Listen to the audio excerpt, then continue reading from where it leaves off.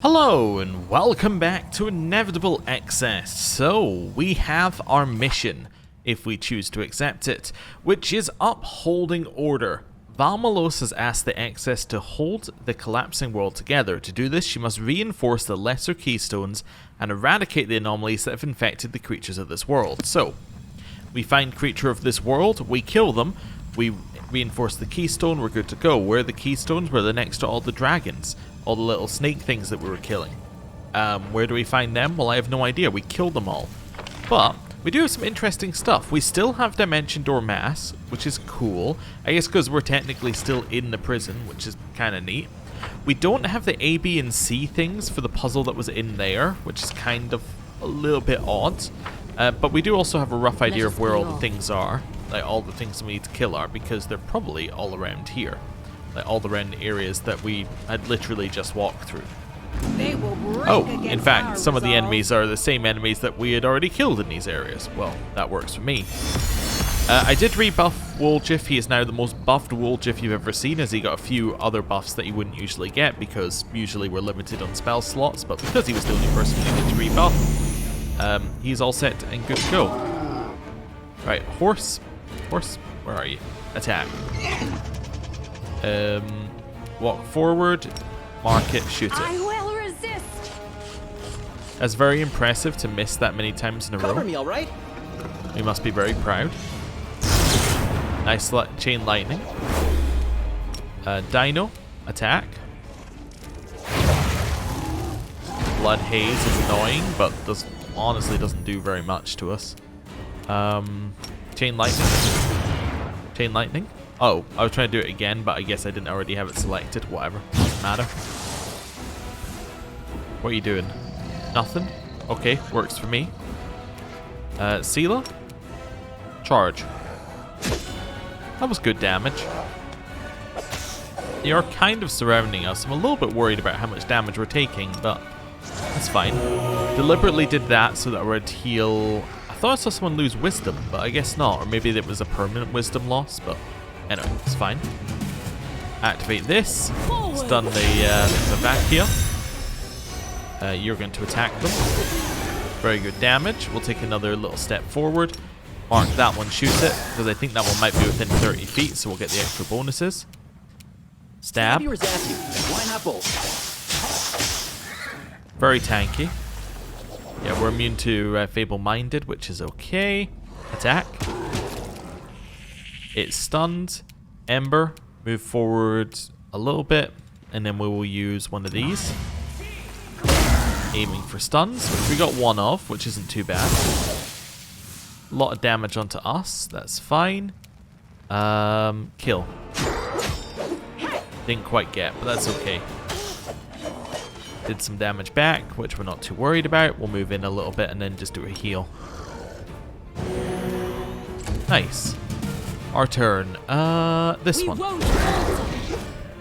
Oh, we killed the mirror images. Oh, okay. Thought we might do a little bit better there. Mark, shoot. I want this one to die this turn, because it's, yeah, it was stunned. Now attack this one. Very good damage. You're going to charge over here and attack that one. Here, a little stun. We got the other one stunned. Perfect. You had to walk past our dinosaur, and now you're in melee range, and now you can die with the rest of them. Good, we killed one. Got some damage on another. Stun this one. Horse attack the other one. You're going to move a little bit closer. Mark, shoot. Guide my hand. Got it, and then kill the one that's stunned. Solid. Now, did I see somebody lose? I did see you lose a wisdom. Yeah. Okay. Now, I thought Drain was going to fix it, but I guess not. Maybe just... sorry, I thought... I don't know why I said the word Drain. I thought Mass Heal would fix it. Let's just try Heal. Okay, must need, like, a Greater Restoration. I said Drain because she had Wisdom Drain on her. That was in my head what I was thinking. Then if you fix it, you undrain it in my mind. That's where I was going with my words. Okay, so this is one of the distortions. We walk over here. And it's literally you click one of the two buttons. So I'm going to click... Oh, wait, we also have to fight these guys again? Even though we already killed them? That's interesting. Oh well, whatever. We'll do it again. If you want me to kill these things again, I'll kill them all day. Make your peace. You only going to shoot once, or you want to do like the rest of your attack? I guess once, okay. Probably shouldn't have given them an option there. Right. Shoot it. Get over here and attack. If you can. I can't get an extra attack out of that one. Let's do this. Bunch of fire attacks and attack. Cool. Activate Aeon Bane, attack. Get a little bit closer. Mark, shoot. It's dead. Okay, quick save. I'm just going to click Reinforce Reality. That's the one we want to do, right? Yes.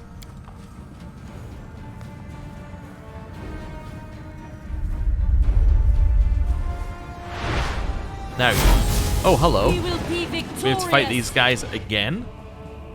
Okay. Sure, good to know that we have to fight them. They're calamitous ones, no distorting ones. Let's go for these three because they're free. Followed by an Aeon Bane, followed by attacking to get the stun on them. Right, shoot. You're going to move to the side slightly and try Storm Bolt. We didn't get any more stuns, that's fine. Seela, charge that one. Dino. You have one that's stunned, Horse. Woldriff can get 8 attacks on this one, so we would like that to happen. Almost killed it. Mark it, shoot it. Now shooting another one. Hey, we got some good damage. Nice crit. Attacking Seela, we're okay with that. Yeah, you're gonna... Well, I wanted to actually do 3 attacks on that one, but whatever. Move in closer, shoot.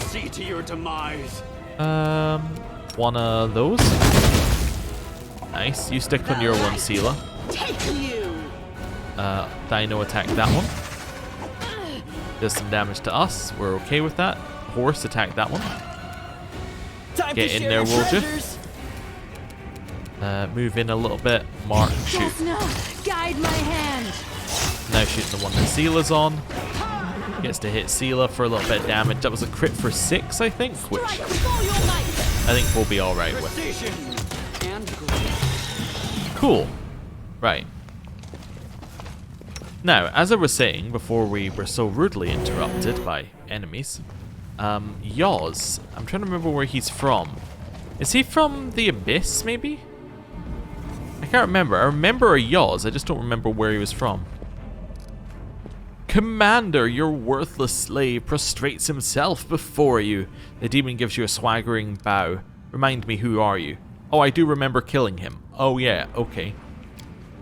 I understand your slaves are so great in number that the faces of even those closest to you are not worth remembering.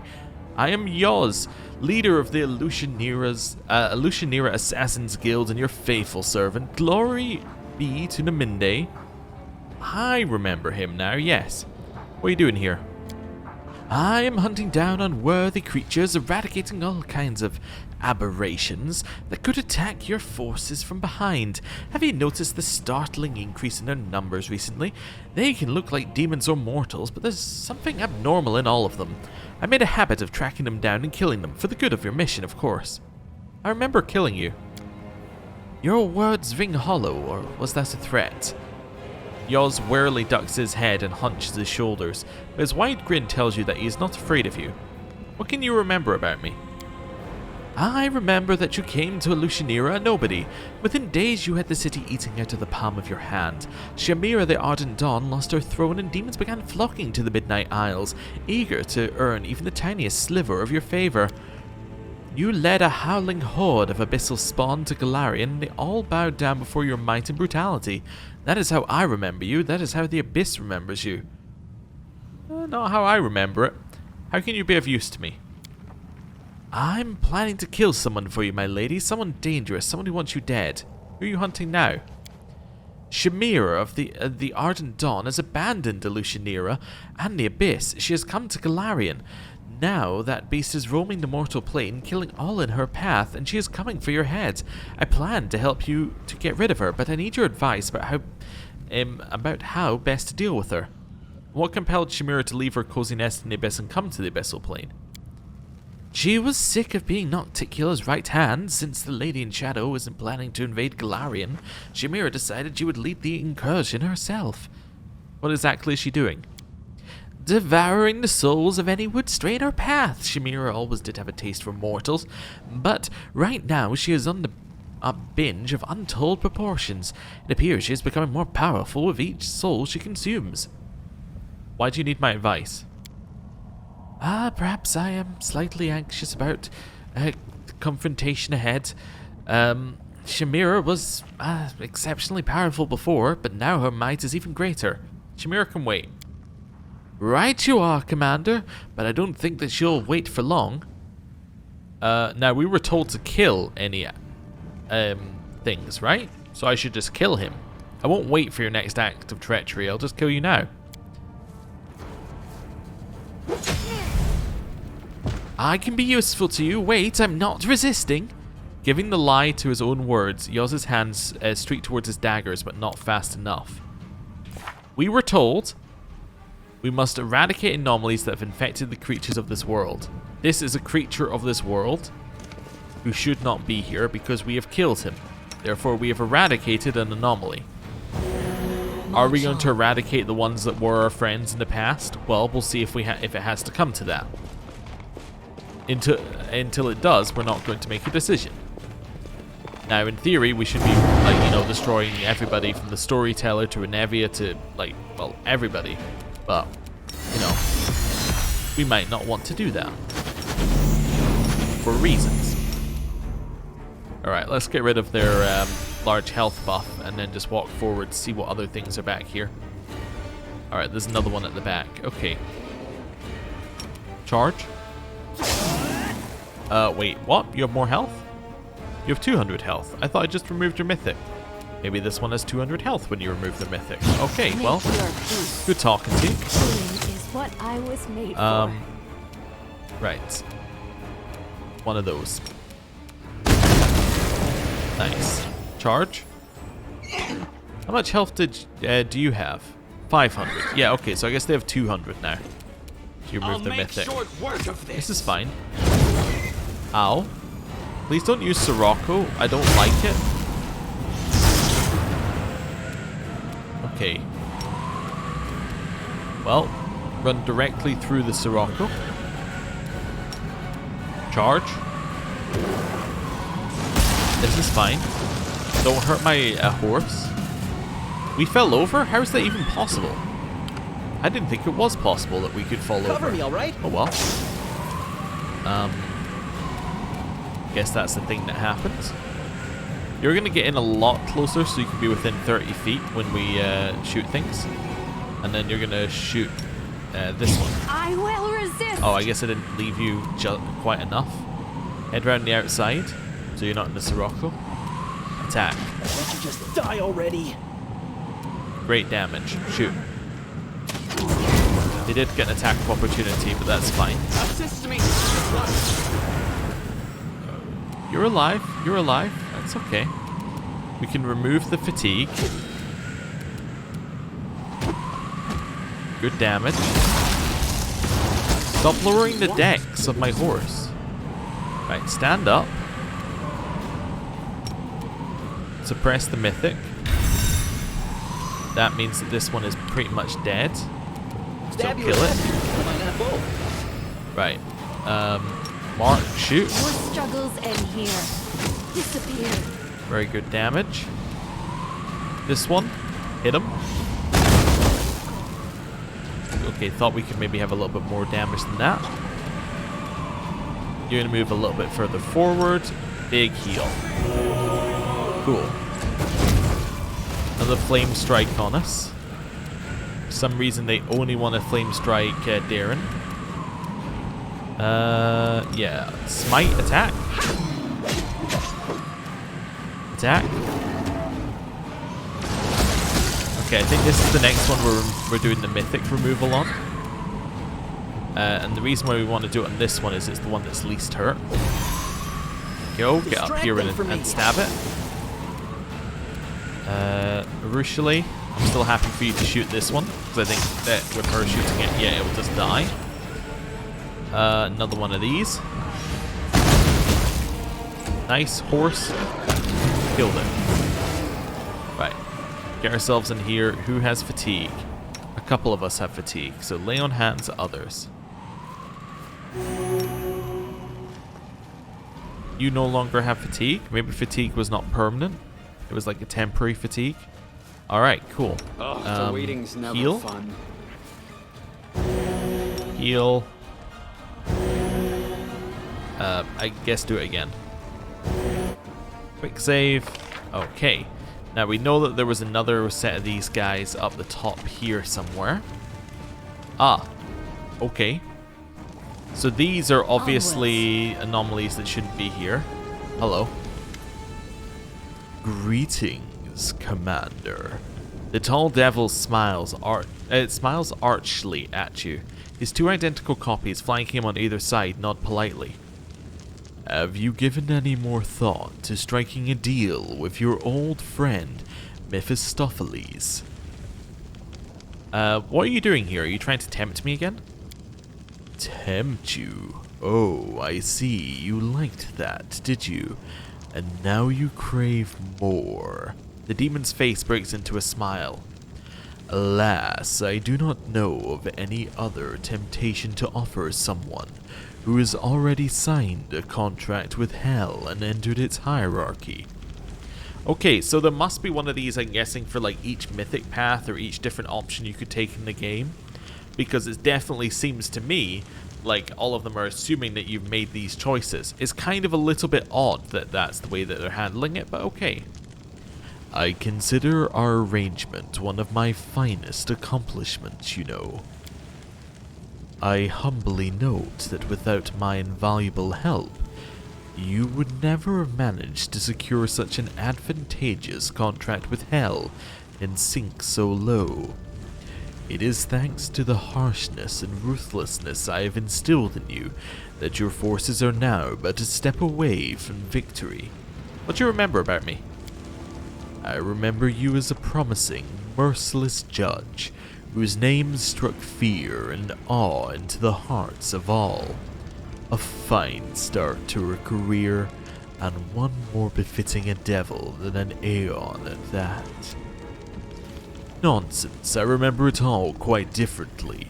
I remember that you surrounded yourself with useless buffoons who clamored for your attention and brought you no benefit, but when circumstances required that you make a serious sacrifice and choose, you jettisoned that ballast. First you were a corrupted Azata, and then you became an exceptional devil. Okay, so it's not only different mythic paths that your character could have chosen, they're also every mythic path that your character could have encountered these ones on. So each of these are a different way that we could have got the devil mythic path, because you could have got it if you were Aeon, you could have got it if you were Azata. What was the other one? I guess maybe it was this. It was like maybe just a generic one. Maybe there is a generic one, like there was a special Aeon, special Azata, and then like a couple others can get generic. I don't know. Anyway, welcome to the Crusader camp then. I thank you for your hospitality.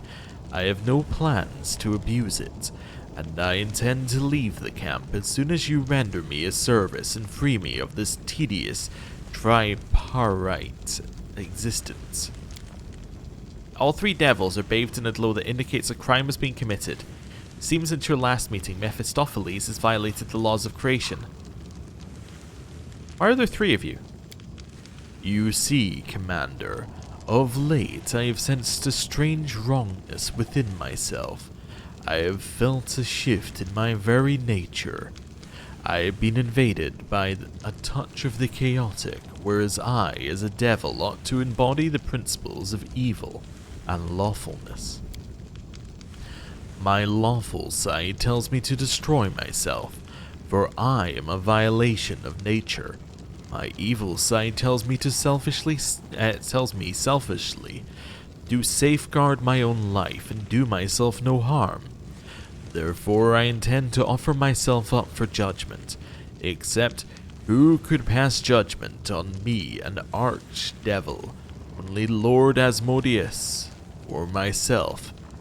That is why I have split myself into 3 parts: judge, prosecution, and defense. Huh. But if I alone participate in this trial, then it would be no trial at all, but a farce. So I'm asking you to join in as the lone juror. After all, Commander, you have conducted so many tribunals yourself. You're an expert now. To whom else could I turn for help besides you? You sense the rightness of the devil's words. Justice is your duty. Even just hearing the word trial sends shivers down my spine. Where did this wrongness come from? I wish I knew. I simply felt it within myself and knew that I was not as I had been before. Now I am something different, something wrong and unnatural. Why should I be the one to pass judgment on you? Who else would I ask? I will not allow myself to be judged by anyone you know, by just anyone you know. You, Commander, are an exceptional being, and I trust your intellect. I am loath to return to hell in my current state, and submit myself to the judgment of the great Asmodeus. What will happen if you find yourself guilty? It all depends on the sentence, but I presume in that case the devil Mephistopheles will be unmade and wiped out of existence. Well, he's a reasonable fella. I'm going to tell him the truth. There's something you should know. We are in the prison of the inevitable Valmalos, and you're an illusion corrupted by the influence of Silameshnik, that was it. A primordial protean. After a brief pause for silent contemplation, the devil replies, "Your words ring hollow, Commander. I would never have written such a thing into any contract. Alright, I'll join your trial." In that case, let us begin. The defendant, the devil Mephistopheles, stands accused of being a living violation of the cosmic order. His fundamental nature is being corrupted by the influence of chaos. The prosecution believes that the defendant's nature is lawful first and foremost, and evil only to a lesser degree. Therefore, the prosecution demands that he be found guilty and sentenced to complete and irreversible unmaking.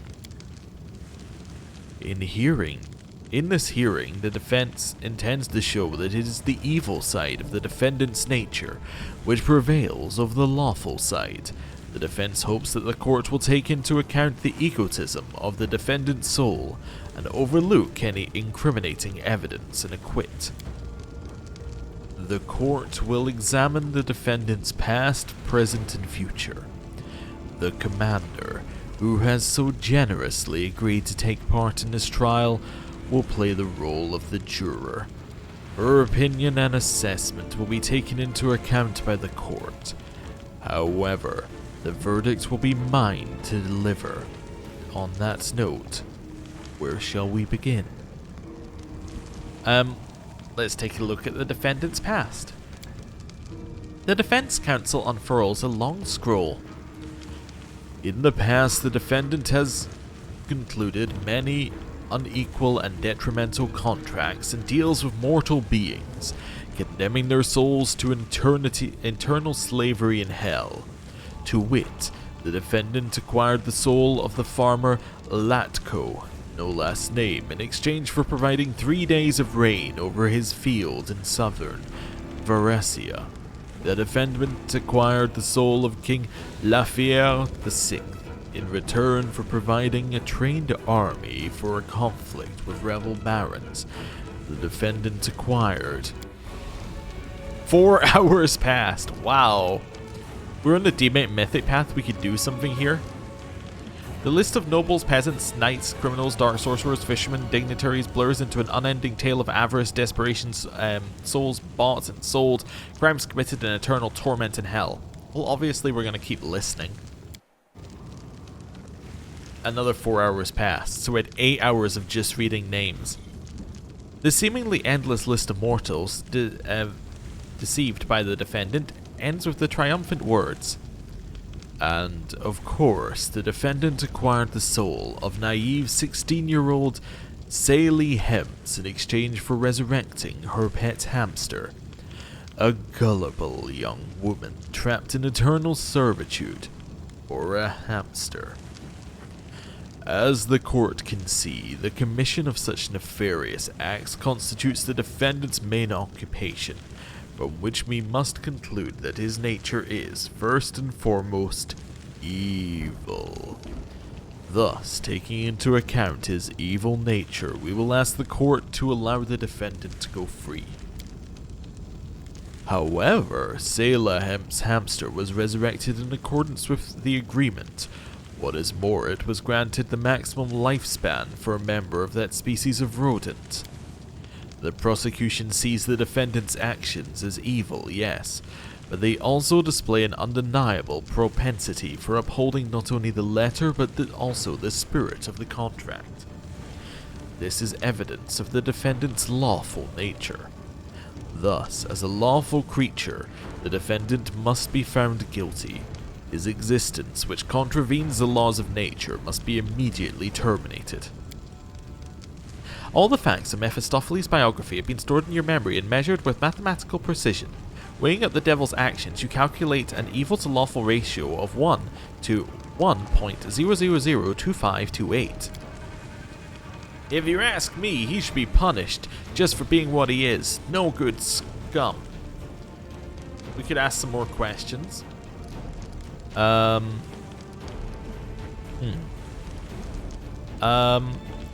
we can just go for these.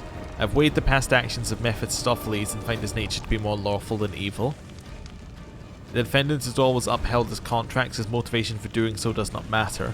Upholding his contracts, the defendant was merely acting to secure his own safety. So it's easier to do one where you're saying he's evil than when he's saying he's lawful. I kind of wanted to ask some questions. Let's see what happens if we do this. Has the accused ever broken the terms of a contract? Never. The defendant has an unholy reverence for the law and the inviolability of contracts.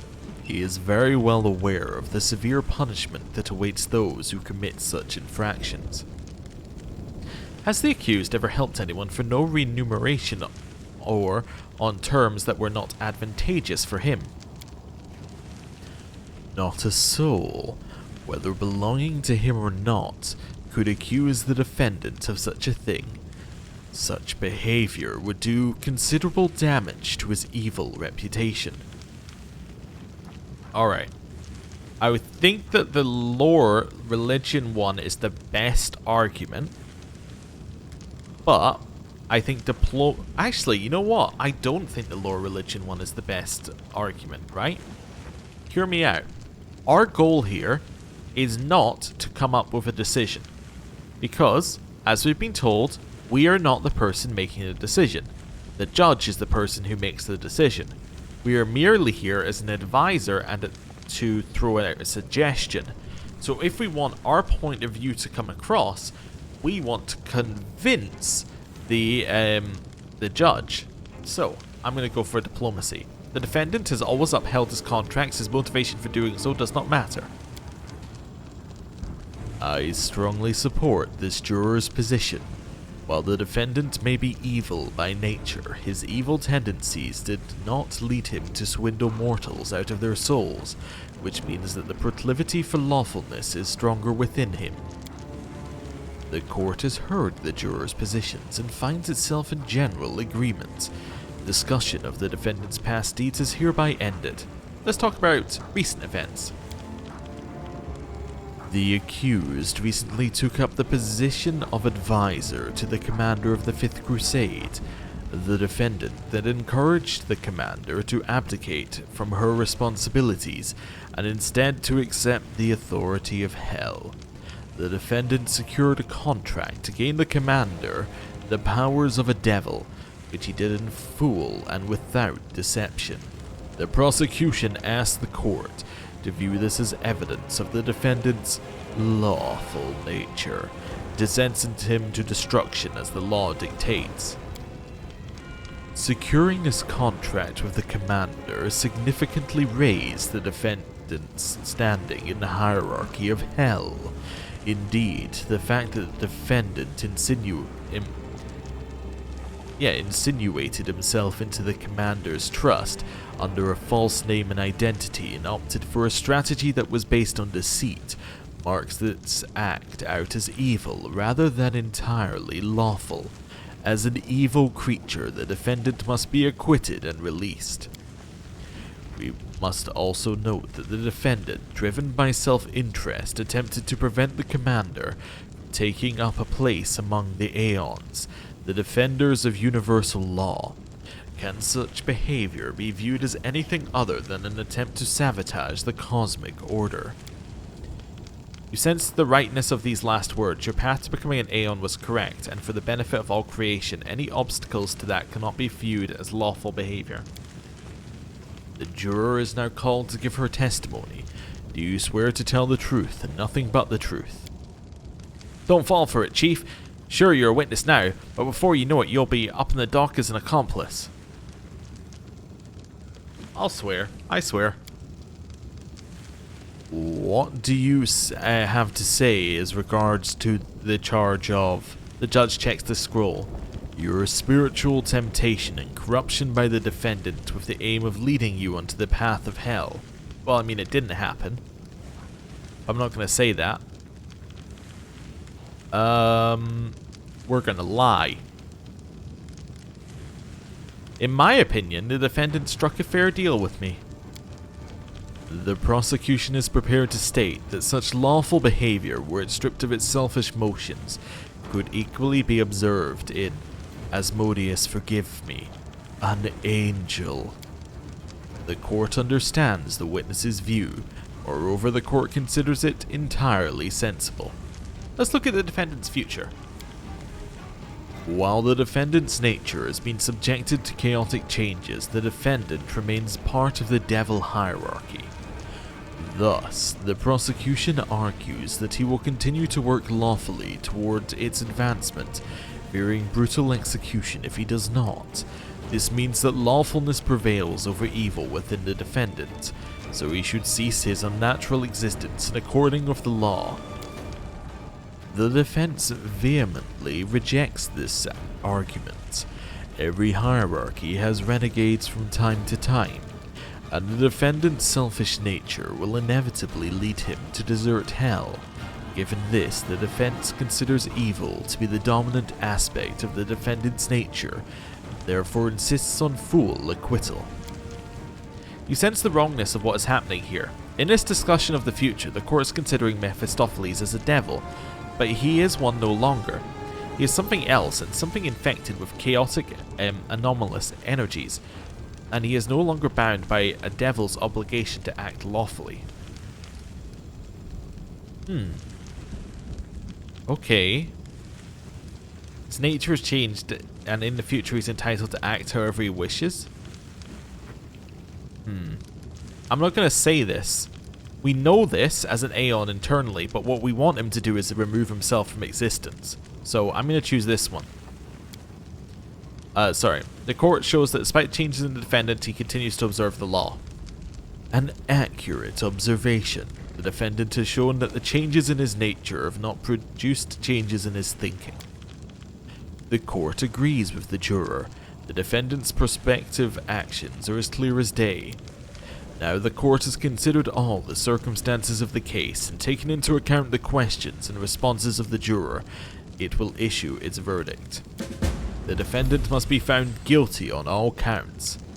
Well then, it is time for us to bid you farewell. It was a pleasure dealing with you, Commander.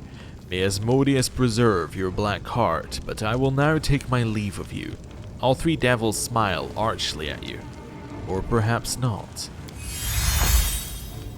What just happened to us? You sense that the ground beneath your feet is a little firmer than before. The colours more contrasting and sound sharper. Your actions have brought a modicum of stability to this place. Oh, maybe I have to actually do the quest to get any bonus. What's this? What is this? This is a new buff.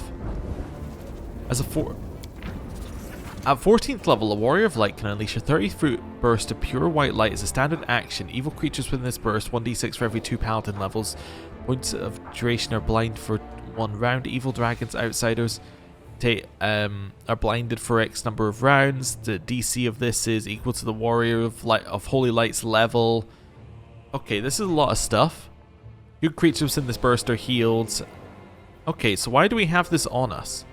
Maybe this is maybe this is just a Sela buff. Wait a second, maybe that's just a Sela buff. No, we definitely have that buff on us specifically. Your protein vision. I thought we had these ones that were ticking up, but I guess maybe we don't have those anymore.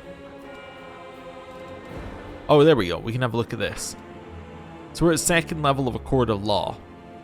I don't know where that buff came from. I'm going to ignore it. I would assume it's Sela. Now we're looking at it again. Or it's something else we got that I forgot about.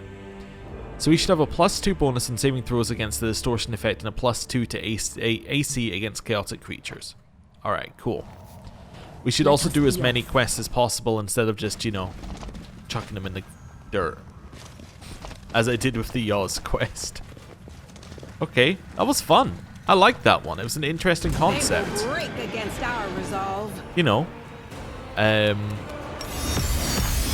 because he was a devil and in his nature knows that this is not the way things should be, we had to do a quest to, you know, convince him to get rid of himself. I think that's kind of cool. Like, even though he's an illusion, he still has to follow the rules of his, of the thing that he was created from.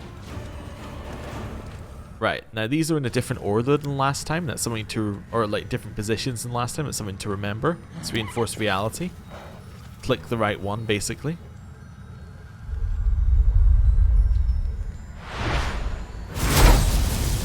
Yeah, we thought this might happen.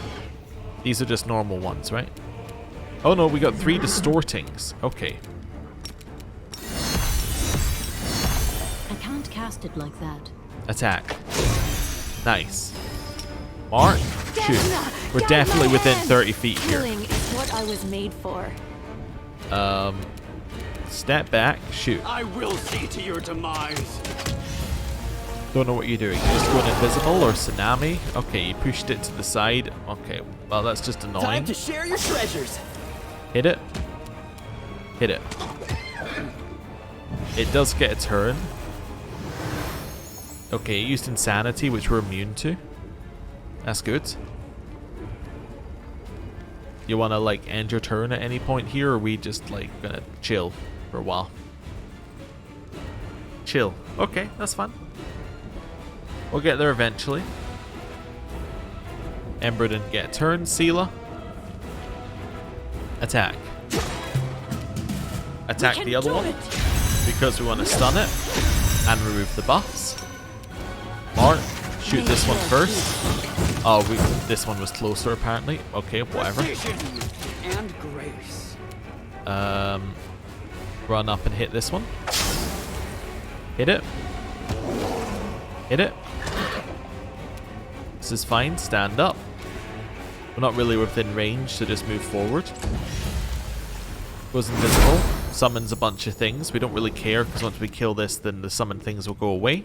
No glory without risk. It's fine. Kill the one in front of you.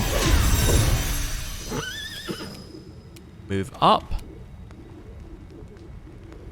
Yeah, kill that one first. This is fine. Shoot the invisible one. Kill it. Cover me, all right? Nice. Okay. Easy enough. That's cleared us a path all the way to here. Okay. Now we're going to head back along and start clearing out this path. It says that there's loot in some of these places. I don't believe it, but maybe there is. So we're heading back to camp. I don't imagine there's going to be too many people in the camp, but we should still check it out anyway. We know that we may need to go to the storyteller's basement because we found a bunch of these things there before.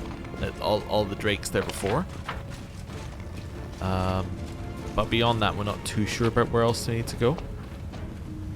Listen, as an anomaly.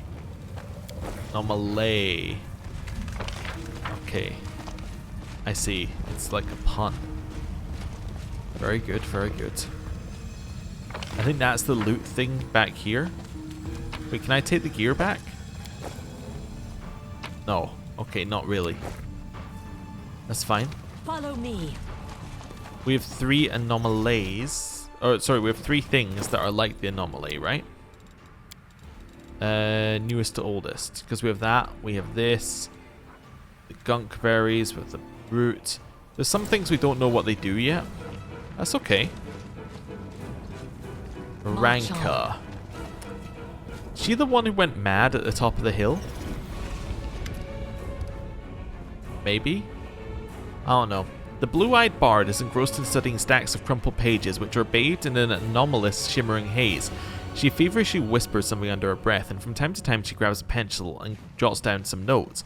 She does not notice you right away, but once she does she cries out, "Commander, I've been searching for you. I meant to go searching for you. Come and see what I've got." Who are you? Is that a philosophical question? Let me think. If I say that I'm a Ranka, a bard by vocation, worshipper of Desna, it sounds trite. If I say that I'm a free crusader who has followed the famed commander all the way from Canabris, it sounds pompous.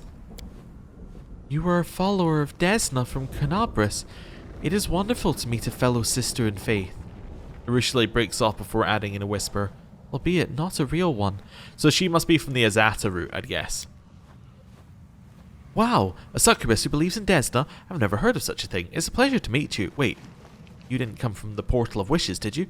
I heard some folks in camp talking about wishing for good demons. No. You think I came from a portal? Which portal? I'll tell you all about it later. I have an answer to your question, Commander, the one that is both succinct and poetic. I'm a Ranka, a feather-light lyre whose strings are strummed by the free words of Elysium, the loyal companion of a wonderful Azata by the name of Naminde. Yes, that sounds about right. Alright, then tell me what you remember about me.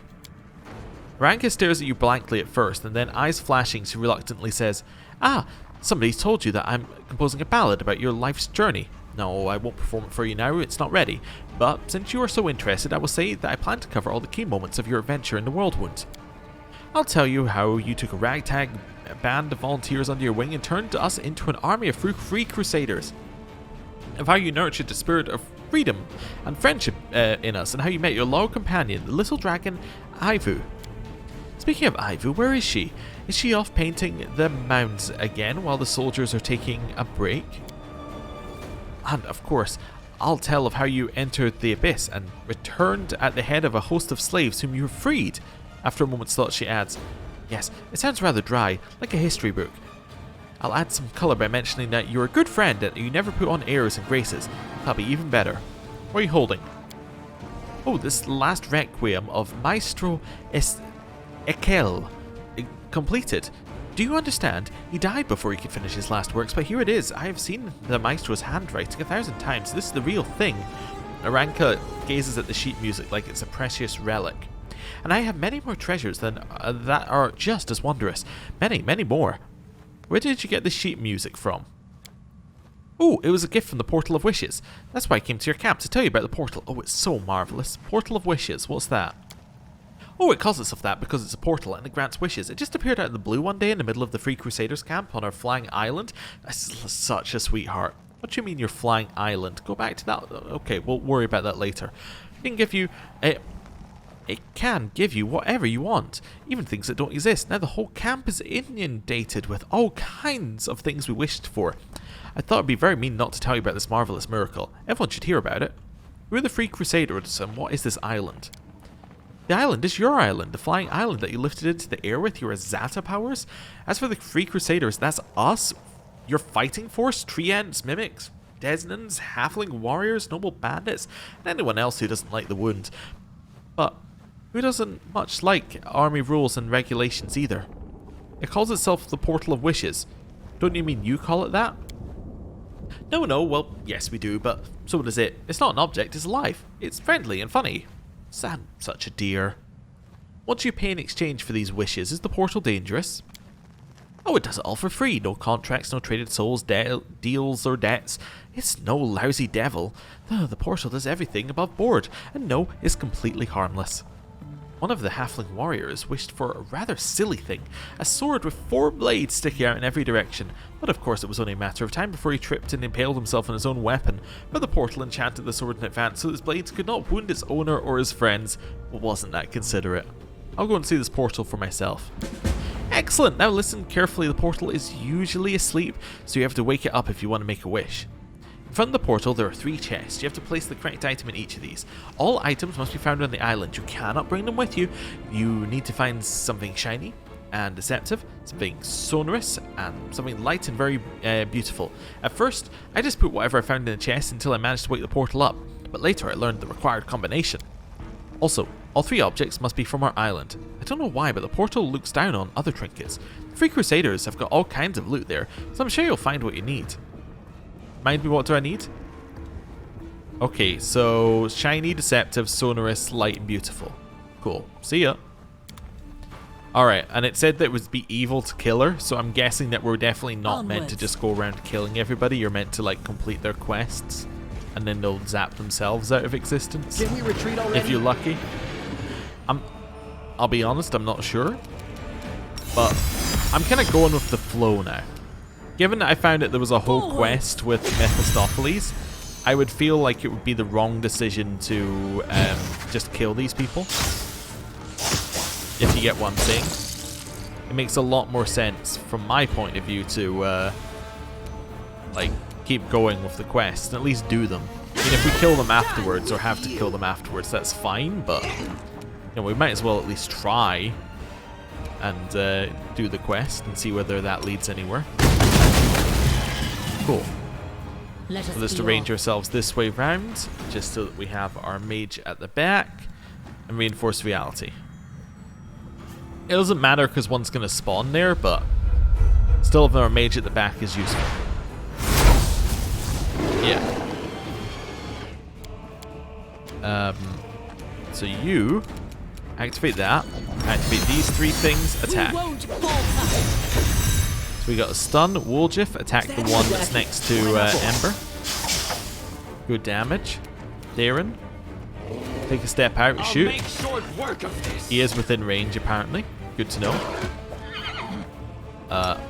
Mark, shoot. I will resist. Didn't quite get it. You can attack the one in front of you because you can hit it 4 times. I don't think I'm going to kill you. So let's do one of these and hope that we get a stun. Didn't get a stun. You know what? I am going to try it. Nice. Okay. Kill it. It gets a turn. It's attacking Sealer. That's fine. Continue attacking the same target. You're going to attack this one. Nice. And got an attack on the other one. Good job, Woljif. Horse is so big that it can attack anyone from anywhere. And then we kill it with Rushali. We're getting better at these fights. I mean, like, we're literally getting better because we're getting buffed, but, like, let's not worry about that. Let's assume that it's skills that are getting better, you know? Right. Back in camp.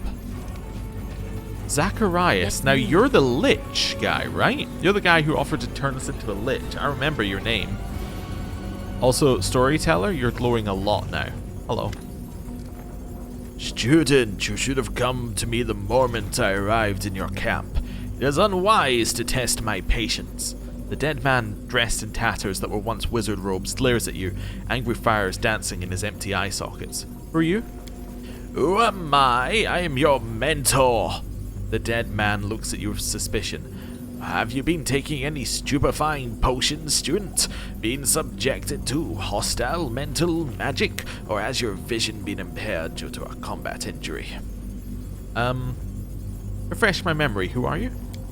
I am the Archmage Sarkoris, former Crusader and Warden of the fortress currently known as the Lost Chapel. My magical research led to an incredible discovery. I stumbled upon a means to transform oneself into a lich without the need for decades of preparation and spiritual practice. I spent decades awaiting the arrival of a worthy crusader to whom I could pass on my secret, all because of a foolhardy oath I made before my death.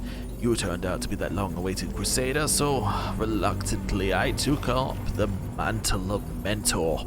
It was under my tutelage that you acquired mastery over death. Well, have my words lifted the veil of your memories, doubtlessly caused by your natural predisposition to absent-mindedness? It appears this dead man is accustomed to treating you with disrespect. So what do you remember about me? A strange question, but I will answer. I remember you as an insufficiently diligent student who asked too many questions, but one not lacking in the talent or courage required to study the mysteries of death. Your willingness to go against Mendevian traditions, build an army of the dead, harshly punish dissenters, and walk the path to eternal undeath impressed me. So what are you doing in my camp? I am saving you from a betrayal. The dead face is expressionless, but you sense your interlocutor's dour irritation. Your servants are conspiring to stab you in the back. Who is planning to betray me? Your minions, that raving witch, Elyanka Camillari, and that spineless bloodsucker, Septimus. They have already seized control of all the undead in your ziggurat in Iz. I have a ziggurat? Why would they rebel?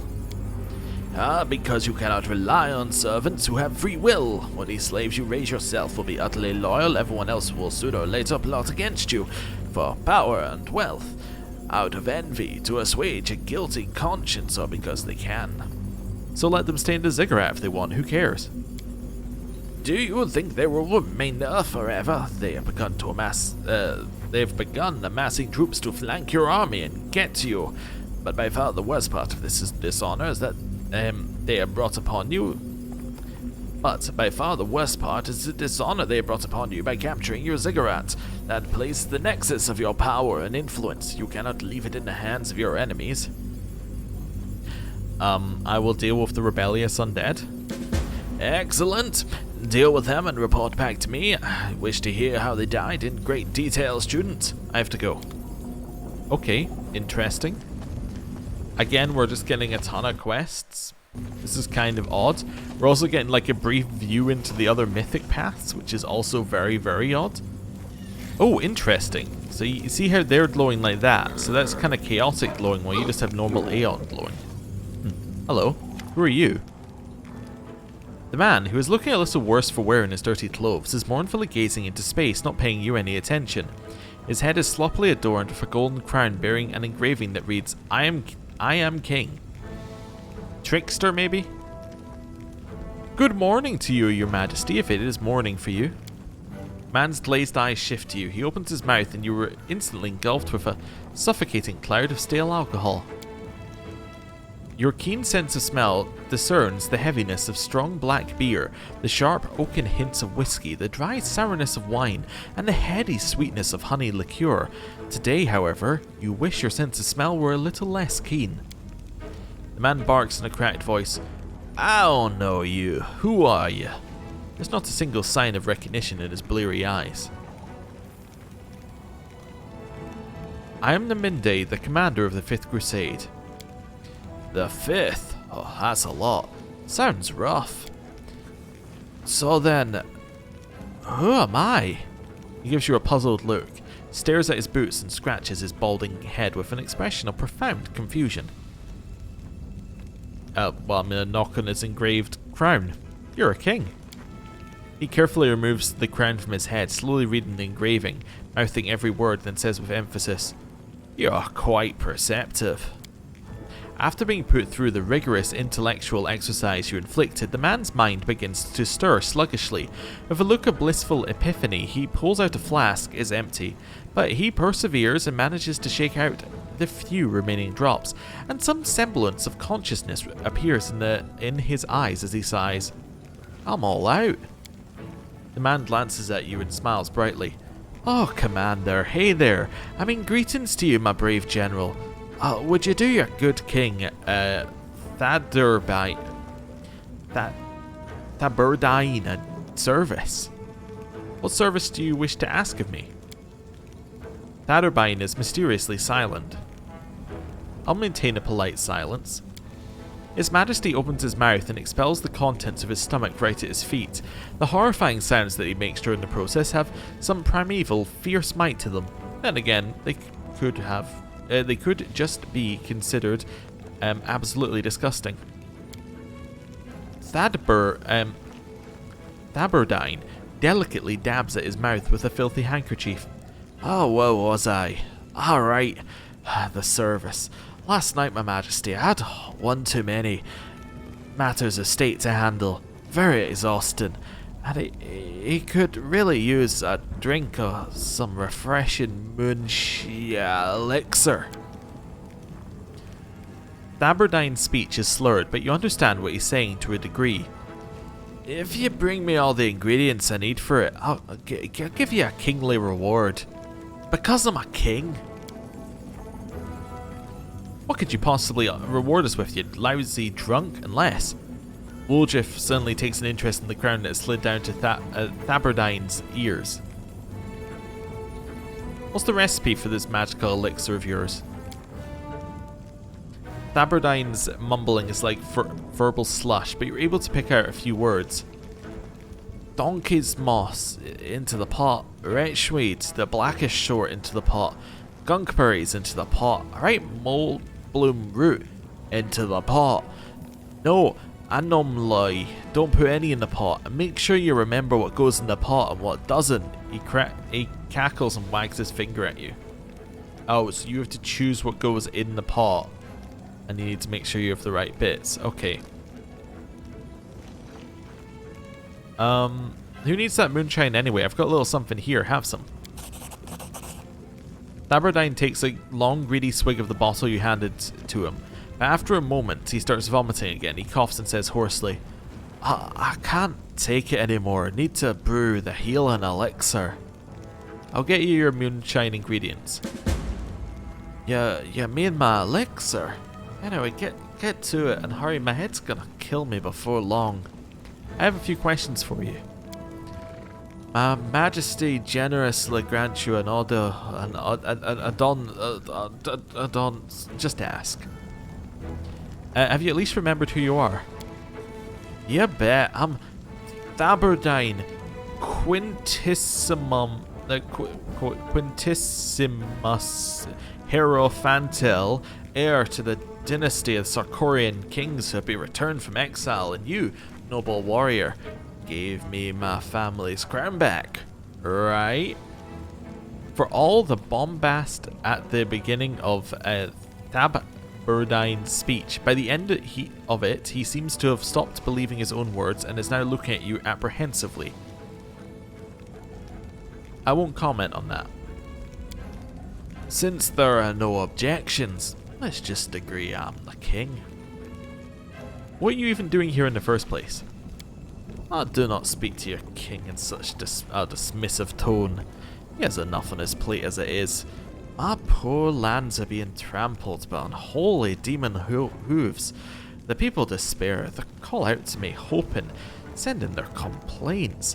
His Majesty set out on a journey across his realm, with his good friends and loyal comrades in tow. Come to think of it, where are they? Oh well.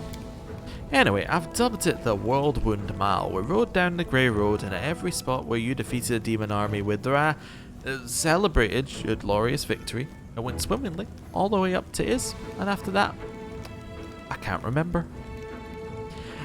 How you managed to avoid getting eaten by demons on the way here is beyond me. Haven't you heard that drunkards are lucky? Drunkards and also royalty. I remember us running into a couple of horrors, but I valiantly hopped on the back of my trusty mount, Marchionus von Candy Snoutoff. Hey, where is Marchionus? Thaberdine looks around worriedly. Darren says in a low voice, I believe I saw an enormous pig skull not far from the camp. So either the Marchioness von Candace Snoutoff met a heroic death, as she bore her rider out of the heat of battle as befits a war steed, or he treated himself to a hog roast. What do you remember about me?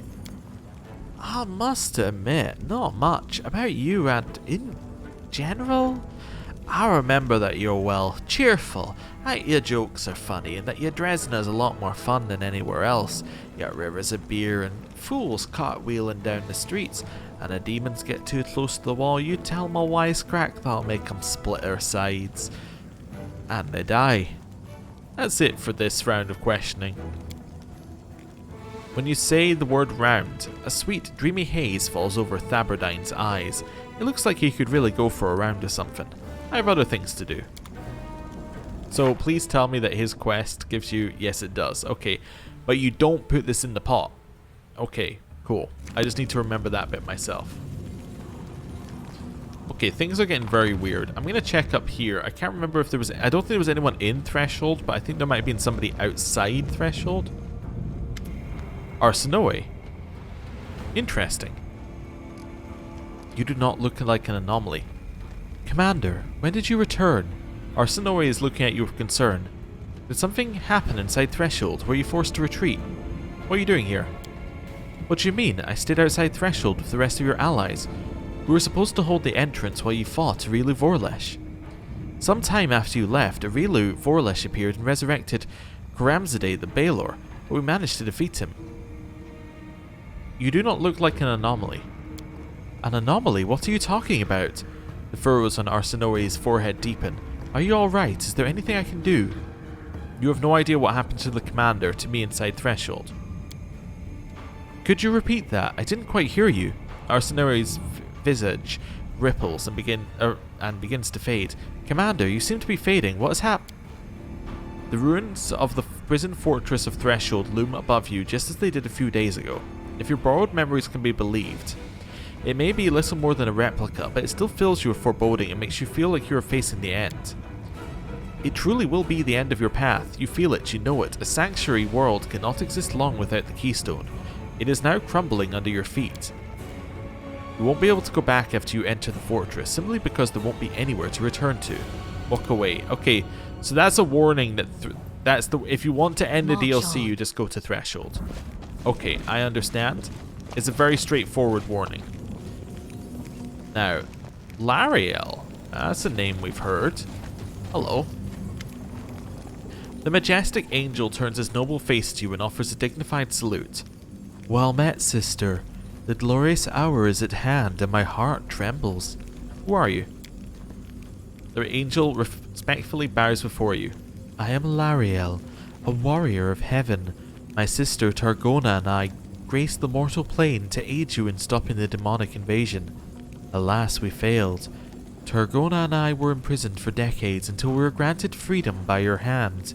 For that, we are eternally grateful. Welcome to the camp. I'd gladly accept your hospitality, but I'm afraid I must ask more of you. Targona, my courageous sister, is in peril.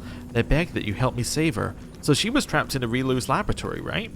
What happened to Targona? She's been taken prisoner by nefarious forces. The angel's words are unusually vague. She is trapped in a cave beneath the city of Iz, and she is powerless to escape it. Who is Targona? Lariel looks at you with concern. Targona is my sister who you rescued from Areelu Vorlesh's laboratory. The angel with the demonic wing grafted onto her by the betrayer. The angel whose body you healed with your radiant power.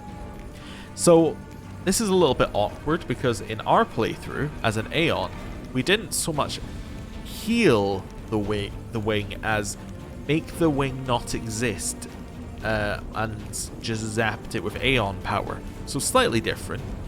Anyway, so she's being held prisoner by nefarious forces. Sounds vague. Is there something you're not telling me? The angel frowns in frustration. It's clear that to him that lying is an entirely foreign concept. I am sorry. In truth, I have not told you everything, but it is best that you see what is going on with your own eyes. I would rather not have my careless or hasty words sow distrust towards anyone. The angel's words are evasive, but he seems sincere. What happened exactly? She was deceived. Monsters that reek of wrongness and confusion managed to take advantage of her compassion and lure her into a trap. They are killing her slowly, hour by hour. I do not know how long she will endure. I will head to Iz and help Targona. I thank you from the bottom of my heart, Commander. I will immediately go there as well and assist you in any way I can.